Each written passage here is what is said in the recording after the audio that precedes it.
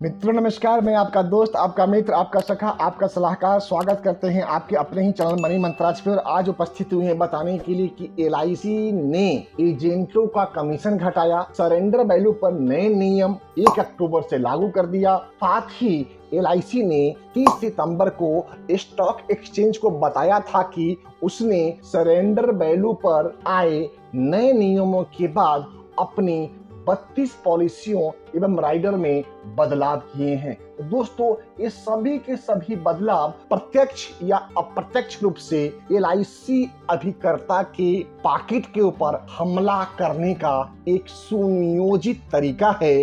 भारतीय जीवन बीमा निगम एलआईसी ने surrender value पर आए नए नियमों के बाद एजेंटों को पॉलिसी पर पहले साल मिलने वाला कमीशन को घटा दिया है। मामले की जानकारी रखने वाले हमारे कई ऐसे मित्र ने इस पे खेद प्रकट किया है।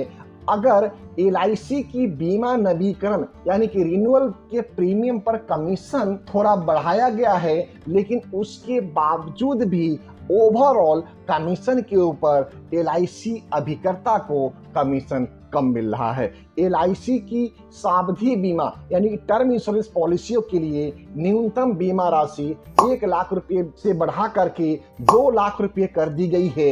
ये बदलाव भी छोटे छोटे गरीब परिवार तक पहुंचने की भारत सरकार की योजनाओं को खंडित करने वाला नियम लगता है।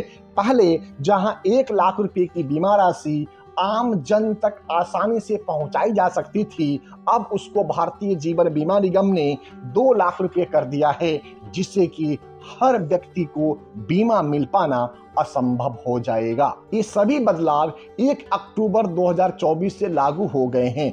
इस साल जून में भारतीय बीमा नियामक एवं विकास प्राधिकरण IRDAI ने जीवन बीमा योजनाओं पर एक मास्टर सर्कुलर जारी किया था। इस सर्कुलर में उन ग्राहकों को अधिक भुगतान करने का प्रावधान है जो पॉलिसी की अवधि पूरी होने से पहले ही इसे लौटा देते हैं यानी कि सरेंडर कर देते हैं। यह शर्त भी 1 अक्टूबर 2024 से लागू हो गई है। संशोधित नियमों के अनुसार यदि पॉलिसी धारक ने पूरे 1 साल का प्रीमियम चुकाया है तो जीवन बीमा कंपनियों को पहले साल में ही पॉलिसी सरेंडर करने पे उसे स्पेशल सरेंडर वैल्यू SPV देनी होगी। अब तक बीमा कंपनियां पहले साल पॉलिसी सरेंडर करने वाले बीमा धारकों को यह रकम नहीं देती थी। सर्कुलर में यह भी कहा गया कि SSB की गणना के पैड वैल्यू घटाने में इस्तेमाल होने वाली डिस्काउंट रेट 10 वर्ष की सरकारी बॉन्ड की यील्ड से 50 आधार अंक तक अधिक रह सकती है। जब कोई पॉलिसी धारक प्रीमियम भरना बंद कर देता है तो उसकी पॉलिसी पर इंश्योर्ड राशि में कमी कर दी जाती है और घटी हुई राशि पैड अप वैल्यू कहलाती है। एलआईसी ने पॉलिसी के पहले साल कमीशन को घटाकर कम कर दिया है और कमीशन घटने से बोनस भी अब घट जाएगा। पॉलिसी रिन्यू कराने पर आने वाली प्रीमियम का कमीशन भी पहले की तुलना में तो बढ़ाया गया है, लेकिन ये बढ़ा हुआ भी कमीशन हमारे अभिकर्ताओं के लिए नुकसानदेह साबित होने वाला है।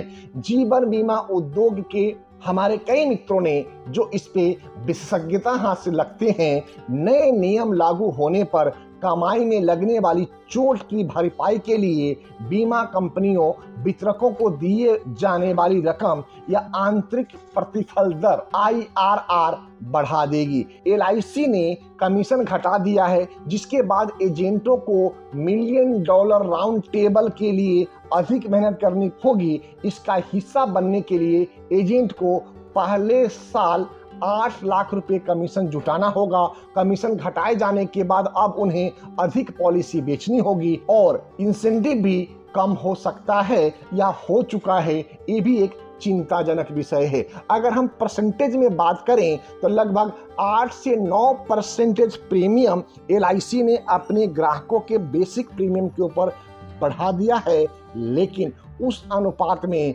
अभिकर्ताओं को दिए जाने वाला कमीशन को नहीं बढ़ाया गया है। तो निश्चित तौर पे ये भारतीय जीवन बीमा निगम के मैनेजमेंट के द्वारा LIC एजेंट को प्रताड़ित और इनकम में कटौती करने का एक सुनियोजित तरीका है। और हम मांग करते हैं कि अगर LIC एजेंट के कमीशन में कटौती की जा रही है तो उसी परसेंटेज रेशियो में LIC के नीचे से लेकर ऊपर तक सभी अधिकारी एवं एम्प्लॉय के भी सैलरी में कटौती हो तो ये सर्वमान्य हो सकता है। अगर ऐसा नहीं तो LIC के में जो सर्विस करने वाले लोग हैं उसकी सैलरी बढ़े और LIC एजेंट की इनकम कम हो, ये बिल्कुल ही एक दुराचार की भावना है, छोटा दिखाने की भावना है और LIC एजेंट को प्रत्यक्ष या अप्रत्यक्ष रूप से LIC एजेंसी को बंद करने के लिए प्रेरित करने वाला एक योजना है। मित्रों, हम सख्ती से मांग करते हैं कि भारतीय जीवन बीमा निगम के मैनेजमेंट इस नहीं करने वाली योजनाओं के ऊपर अमल कराने के लिए जबरदस्ती कर रहा है। इसलिए अभिकर्ता मित्रों से निवेदन मैं करता हूं कि आप कृपा करके LIC मैनेजमेंट के खिलाफ आप लिखित पत्र अपने अपने ब्रांच, डिवीजन, जोन और सेंट्रल ऑफिस को दें और ये मांग करें कि या तो ये सभी कमीशन पूर्ववत लागू किया जाए, सभी बेनिफिट को बढ़ाया जाए और नहीं तो LIC एम्प्लॉय के भी सैलरी में 8 से 10% की कटौती करी जाए। दोस्तों, ये वीडियो आपको कैसा लगा इस पे आप अपना कमेंट, अपने नाम और अपने ब्रांच का नंबर देते हुए आप अपने मोबाइल नंबर के साथ में हमें कमेंट सेक्शन में लिखें। अगर कुछ और सब्जेक्ट पे आप चाहते हैं कि हम वीडियो बना के आपको प्रोत्साहित कर सकते हैं तो आपसे निवेदन है कि आप हमें कमेंट सेक्शन में अपनी सारी जानकारी डिटेल्स में भेजें। हम और हमारी टीम आपके बताए गए विषयों पे निश्चित तौर पे वीडियो बना के देने वाले हैं। दोस्तों, इसी के साथ आपसे निवेदन भी कि अगर आप हमारे चैनल पे पहली बार आए हैं तो चैनल को सब्सक्राइब करते हुए बेल बटन को हिट कर दें, जिससे आगे आने वाला सभी महत्वपूर्ण ऑडियो एवं वीडियो सबसे पहले आपको प्राप्त हो। जय हिंद, भारत माता की जय।